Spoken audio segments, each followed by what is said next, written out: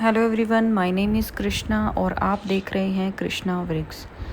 Revival of kitchen garden और indoor plants का आज ये है 5th डे। और इंडोर प्लांट का नाम मैंने इसलिए लिया क्योंकि आज मैं इंडोर प्लांट्स के ऊपर ही काम करने वाली हूँ। मैं लेके आ गई हूँ सुबह सुबह अपनी चाय और आज इस बालकनी के अंदर काम करने वाली हूँ।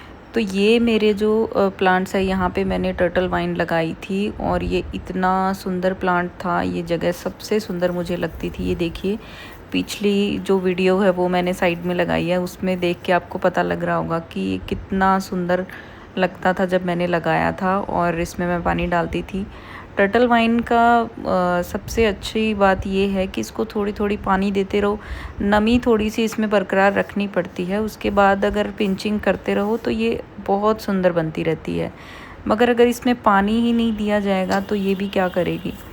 तो ये जितने भी मैंने छोटे छोटे पोट्स में टर्टल वाइन लगाई हुई थी और जिसमें नमी बनी रही, उसमें कोई एक आध पत्ती रह गई, बाकी ऑलमोस्ट चल गई है। एक आध जेड प्लांट भी इसमें था जो मैंने यहाँ पे लगाया था।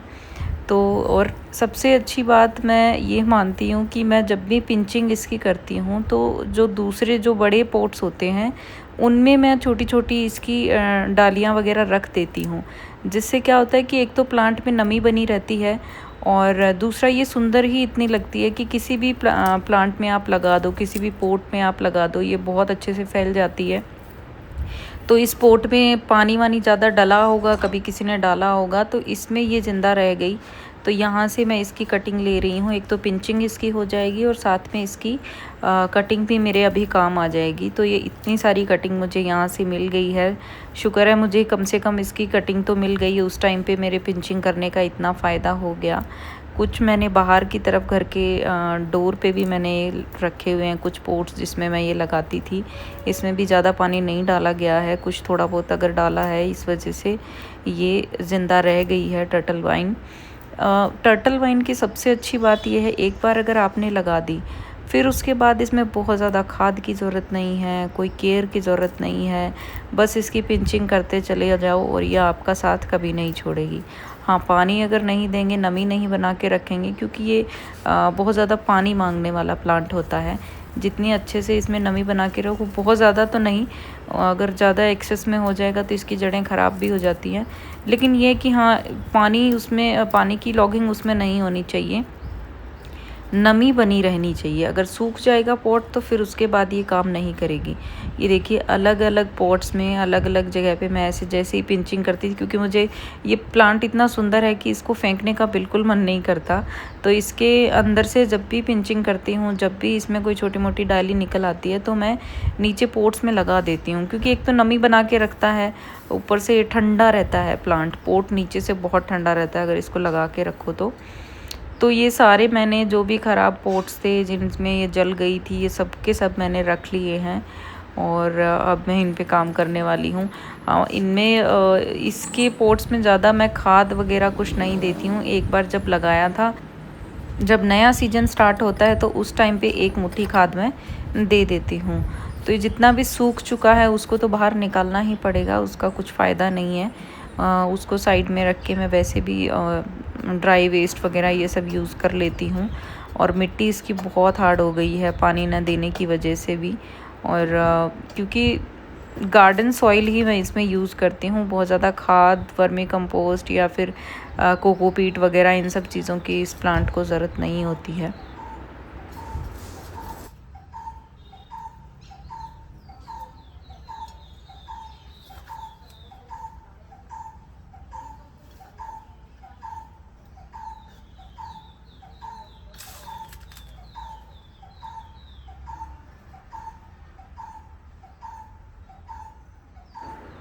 काफ़ी टाइम जब प्लांट को लगाए हुए हो जाता है तो मिट्टी अपने आप ही उसके नीचे से जम जाती है, तो उसमें थोड़ी सी एक्स्ट्रा मिट्टी की ज़रूरत ज़रूर पड़ती है। तो मैं इसलिए थोड़ी सी मिट्टी ले आई हूँ, क्योंकि बहुत बड़े पोट्स हैं नहीं, तो थोड़ी बहुत मिट्टी से ही मेरा काम चल जाएगा। और जितने भी जल गए हैं उनका ये सारा ड्राई वेस्ट वगैरह करके इकट्ठा वो किसी और दूसरे पोट में मैं यूज़ कर लूँगी। हाँ, कभी कभी होता है कि कोई छोटा मोटा अगर कोई ड्राई वेस्ट मेरे पास पड़ा है तो उसको मैं इन छोटे पोट्स में भी यूज़ कर लेती हूँ। ये बेल जो है, बेल ही कह सकते हैं इसको, ये एक डेकोरेटिव प्लांट है। इसकी जो डेकोरेशन है वो बहुत सुंदर लगती है। आप अपने घर पे ट्राई करके देखिए, छोटे से भी, बहुत छोटे पॉट में भी आप इसको लगा सकते हैं। कोई बहुत ज़्यादा बड़े एरिया की या बहुत ज़्यादा गहराई की इसको ज़रूरत नहीं पड़ती। तो ये देखिए मिट्टी पूरी बिल्कुल सख्त हो चुकी है और पानी ना देने की वजह से, कुछ तो गार्डन सॉइल है, गार्डन सॉइल में वैसे भी कंकर पत्थर और थोड़ी टाइट मिट्टी उसकी आती ही है, लेकिन इस मिट्टी में भी ये प्लांट बहुत अच्छा चलता है। इसको सिर्फ छाया में रखने की ज़रूरत है। डायरेक्ट सनलाइट अगर इस पर लगती है तो इसकी पत्तियाँ पीली पड़ जाती हैं और ख़राब भी हो जाती हैं। इसका कलर वैसा नहीं होता जैसा होना चाहिए। छाया में अगर रखो तो इसका बहुत सुंदर कलर आता है इसकी लीव्स का। तो ये इतना ड्राई वेस्ट यहाँ से मुझे निकल गया है। ये एक प्लांट पॉट है जिसमें छोटा सा प्लांट बच गया है, 1-2 जड़ें इसकी बच गई हैं। ये देखिए ये बिल्कुल छोटा सा पॉट है, फिर भी इसके अंदर से बहुत अच्छे से ये लगा था और बहुत सुंदर लगता था। ये एक जो कप शेप का रखा है उसके अंदर जेड प्लांट लगा रखा है, जिसको मैंने थोड़ा सा पार्शियल उसमें रखा था। आधा बार इसमें छाया आती थी और आधा बार धूप आती थी, लेकिन जेड प्लांट को बहुत ज़्यादा धूप की ज़रूरत पड़ती है, तो इसको छाया में रखना एक अच्छा आइडिया बिल्कुल भी नहीं था। तो ये जो दूसरा पॉट है इसमें मैंने टर्टल वाइन ही लगाई थी और वो बहुत सुंदर लगी हुई थी। तो ये देखिए इस तरीके से इसकी पूरी मिट्टी को गीला करके और ये वाइन की जितनी भी डालियां हैं वो लेके सिर्फ आप इस मिट्टी के ऊपर रख दो। कोई भी इसको मिट्टी में अंदर डालने की ज़रूरत नहीं है। गीली मिट्टी नीचे से करके और इसको पूरा अच्छे से रखने के बाद इसके ऊपर सिर्फ एक लेयर मिट्टी की लगा दो, पानी दे दो और उसके बाद देखो ये कितनी जल्दी ग्रो करती है। 5 से 7 दिन के अंदर ही मैं आपको इसका रिज़ल्ट दिखाऊंगी। ये बहुत अच्छा ग्रो करती है। जैसे ही थोड़ी थोड़ी बढ़ने लगती है उस टाइम पे जैसे न्यू लीव्स इसकी जो आएंगी, 2-4 एक्स्ट्रा लीव्स जैसे इसकी आती हैं, तो ऊपर की 2 लीव्स होती हैं वो उसको कट कर दो, हाथ से ही पकड़ के उसका नेल से आप उसको पिंच कर दो। उसके बाद इसमें साइड से बहुत नई शूट्स और नए ब्रांचेस निकल आती हैं और वो फिर और डेंस ये होती जाती है और डेंस होती जाती है और बहुत सुंदर फिर ये लगती है। बहुत अच्छी हवा चल रही है। तो ये एक नया जो मेरे पास एक पॉट है, पॉट कह लीजिए, ये वाटर बॉटल थी एक्चुअली मेरे बेटे की। तो इसको मैं फेंकना नहीं चाह रही बिल्कुल भी, तो मैं सोच रही हूँ इसको कुछ काम में ले लूँ। तो इसके अंदर मैं ये टर्टल वाइन की प्लांट मैं लगाऊंगी इसके अंदर। तो बहुत ज़्यादा मिट्टी की या इसकी स्पेस की इसको ज़रूरत होती नहीं है। थोड़ी सी अगर 1-2 जड़ें भी इसकी काम कर गई तो ये इसमें बहुत सुंदर लगेगा। तो चाय और हवा और साथ में अपना फेवरेट काम कर रही हूँ, तो मेरे लिए इससे अच्छा टाइम कोई नहीं हो सकता। मैं बहुत इन्जॉय करती हूँ गार्डनिंग को, मुझे बहुत अच्छा लगता है प्लांट्स के साथ टाइम स्पेंड करना। तो इसीलिए मैं डेली सुबह अपनी चाय लेके कुछ ना कुछ काम ढूंढने आ जाती हूँ। इससे पहले के जो वीडियोस हैं जिसमें रिवाइवल ऑफ किचन गार्डन की सीरीज़ है, उसमें मैंने किस तरीके से जो मेरे बचे हुए मिर्च के प्लांट्स थे उनको रिपोर्ट किया था। तो आप ज़रूर देखिए उन वीडियोस को, आपको बहुत अच्छा लगेगा। क्योंकि बिल्कुल बंजर मेरी बालकनी बन चुकी थी और इससे पहले मैं यहाँ पे काफ़ी प्लांट्स मैंने लगाए हुए थे। अब जैसे बारिश का मौसम स्टार्ट हो रहा है तो मेरे लिए थोड़ा सा इजी भी हो रहा है, क्योंकि इस टाइम पे नए प्लांट्स लगते हैं, नई सब्जियां लगती हैं और ये प्लांट्स को ग्रो करने का सबसे बेस्ट टाइम होता है। कोई भी कटिंग इस टाइम पे लग जाती है, कोई भी बीज इस टाइम पे लग जाता है। तो मेरे लिए इसीलिए थोड़ा इजी है कि चलो हर कोई ही रीस्टार्ट कर रहा होगा इस टाइम पे, तो मैं भी कर लेती हूँ। वरना जैसे जिस तरीके से मैं सब्जियां वगैरह लगा के गई थी, मुझे लग रहा था कि मैं आऊँगी तो इसमें सिर्फ पानी देने की ज़रूरत है और मुझे बहुत ज़्यादा मेहनत करने की ज़रूरत नहीं पड़ेगी, आऊँगी तो मुझे सब कुछ बहुत अच्छा मिलेगा। लेकिन हुआ जस्ट उसका ऑपोजिट ही, मुझे कुछ भी अच्छा नहीं मिला। सारे प्लांट्स मेरे ख़राब हो गए। हाँ, एक चीज़ अच्छी मिली, वो थी कि जो मैं कंपोस्ट बनाने के लिए जितना भी मैंने पोट्स वगैरह भरे थे, जो ग्रो बैग्स भरे थे, वो मुझे बहुत अच्छी मिली। क्योंकि 3 महीने का टाइम बहुत लंबा होता है। 3 महीने के अंदर जितना भी मैंने उसमें ड्राई वेस्ट, किचन वेस्ट जो पोट्स में मैंने डाल के भरा था, वो सारा कुछ डिकम्पोज़ हो गया और बहुत अच्छी खाद मुझे मिली। इतनी अच्छी खाद मिली कि मुझे अब किसी दूसरी गोबर खाद या वर्मी कंपोस्ट या कोई किसी भी तरीके की कंपोस्ट की मुझे ज़रूरत है नहीं। बिल्कुल ब्लैक कलर की सॉइल हो चुकी है, बहुत भुरभुरी मिट्टी हो चुकी है जिसमें वाटर लॉगिंग भी नहीं होती है और जिसमें फंगस वगैरह भी लगने के चांसेस हैं नहीं अब, क्योंकि गोबर की खाद होती है वो कई बार हमें बाहर से जो नर्सरी वगैरह से लेके आते हैं तो काफ़ी गीली और सड़ी हुई मिलती है जिसमें फंगस वंगस लग जाती है। लेकिन ये जो लीव्स की, ड्राई लीव्स की जो खाद होती है ये बहुत अच्छी बनी है, इसमें फंगस वगैरह नहीं लगती। अगर बाई चांस लगने के चांसेस अगर बारिश के टाइम पे होंगे भी तो मैं वुड ऐश रखती हूँ, उसकी मैं 1 मुट्ठी हमेशा डाल देती हूँ किसी भी प्लांट में अगर मुझे ऐसे लगता है तो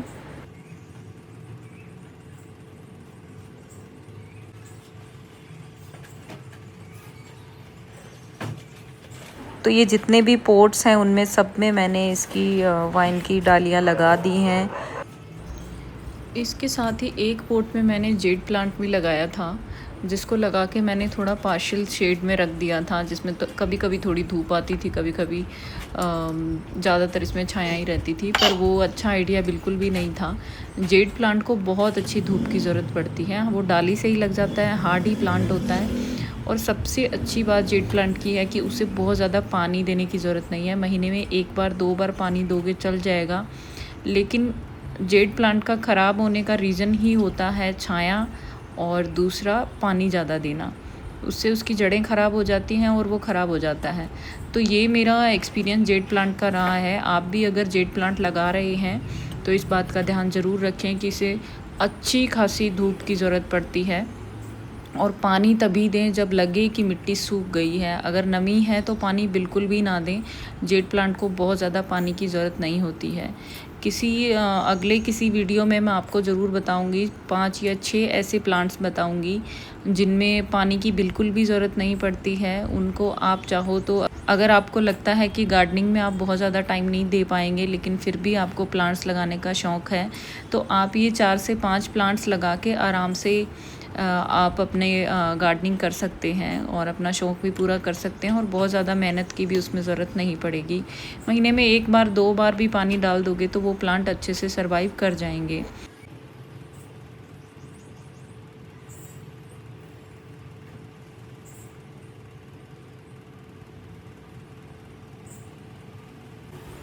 एक ज़रूरी बात और है कि इस प्लांट के जो ये इस तरीके से नोड्स होते हैं, उन नोड्स को नीचे मिट्टी में टच होना चाहिए, यहीं से जड़ें निकलती हैं। तो इस तरीके से मैंने सारा काम अपना ख़त्म कर दिया है, जितने भी पोट्स थे सब में ये वाइन लगा दी है और अब ये बिल्कुल पहले की तरह ही बहुत सुंदर गार्डन मेरा हो जाएगा। और नमी बस मुझे इसमें बना के रखनी है। ये ऐसी छोटी छोटी चीज़ें जो वैसे तो घर के डेकोरेशन के लिए काम में आती हैं, लेकिन ये जब ख़राब हो जाती है तो मैं इनको गार्डन में काम में ले लेती हूँ। तो जितने भी पोट्स थे ये सारे भर चुके हैं, अब इनको वापस अपनी जगह पे लगाने की ज़रूरत है। ये जेड प्लांट है, इसको मैंने अलग दूसरे पोट में लगा दिया और इसको अब मैं धूप वाली जगह पे रखूँगी। और ये सबसे बड़ी बात, ये जो मेरे बेटे की वाटर बॉटल थी इसमें भी मैंने ये लगा दिए हैं। तो ये मुझे बहुत सुंदर लगती है बॉटल, और ऊपर से उसके बचपन की है तो मैं उसको फेंकना नहीं चाहती बिल्कुल भी। तो लगभग 2 घंटे की मेहनत के बाद मेरा ये काम ख़त्म हो गया है और मैंने बहुत ज़्यादा इन्जॉय किया। आई होप आपने भी मेरा वीडियो इन्जॉय किया होगा। और अगर आप आगे भी देखना चाहते हैं मेरे गार्डन के अपडेट्स तो बने रहिए मेरे चैनल पे। मेरे चैनल को लाइक, शेयर और सब्सक्राइब ज़रूर कीजिए। और आज का ये काम ख़त्म करने के बाद कल मैं फिर से देखूँगी कि कौन सी, मैं बरसात का टाइम जैसे चल रहा है तो कौन से प्लांट मुझे लगाने हैं, कौन से नहीं लगाने हैं। और अगर आप भी जानना चाहते हैं कि आप बारिश के टाइम पे बहुत कम जगह पे आप अपने बिना किसी इन्वेस्टमेंट के अगर आप किचन गार्डनिंग करना चाहते हैं तो बने रहिए, मेरे वीडियोस देखते रहिए। Thank you so much.